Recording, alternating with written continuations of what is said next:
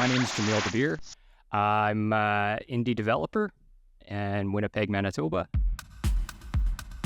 My favorite way to spend a Sunday is with my parents, my brothers, my nieces, nephews. I'll also try and hit the gym, stay healthy. Pretty big on health and fitness, staying in shape and healthy. My day job is quite sedentary. I have an office job, and with indie dev as well, it's a lot of time in front of a computer, so any chance I can get to walk, I'm walking. I buy my groceries from Lucky Supermarkets. It's super close by, it's within walking distance. Definitely a good place. This is gonna sound weird as a hobby, but professional development and schooling's important for me.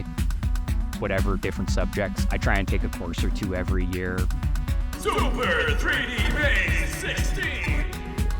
Right now, I'm working on a game called Super 3D Maze 16.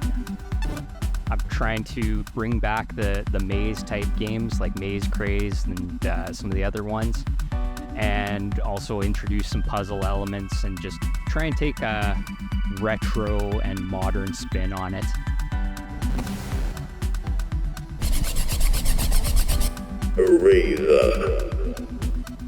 I had a 286 growing up. And I probably played some really basic maze games on there. Like my dad had a box full of 5 1/4-inch floppy diskettes, and there was so much stuff on there. Like I can't even remember all of it. He had like 3D Pac-Man and this type of thing. I do find that mazes have been throughout all games. It's an element that comes in and out, but to focus mainly on the maze is kind of the thing that I'm doing that was done in the past, and I'm sort of trying to bring it back a little bit.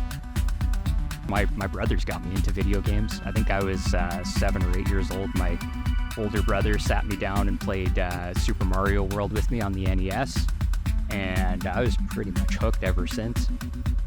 When I was a teenager, I played around with RPG Maker and some of these basic engines, but what ended up happening was I went to school for agricultural engineering. I did that for a while. I was out of work for a bit, and then the pandemic hit, and there was this dream I had since I was a young boy to make games, and I was in my mid-30s and I finally went for it, and I've just kind of kept going with it because I love doing it. It's also an outlet for me as sort of a creative expression, and it's also a big learning thing. Every game I make, I set different educational goals for myself. So like with Super Star Shooter 16, my previous game, I wanted to do procedural generation. Like that was my big thing.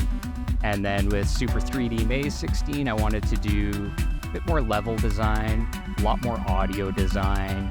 I wanted to learn animation because I didn't use any animation. I did everything with math in my previous game. So yeah, I try and learn with all of these. The thing I'm trying to go for at this point is to do retro type stuff, but with some modern conveniences. And I know there's lots of other people doing that. I try to at least make a game that I think is fun, and I found that there's a few people who enjoy the stuff that I make, so that makes me happy.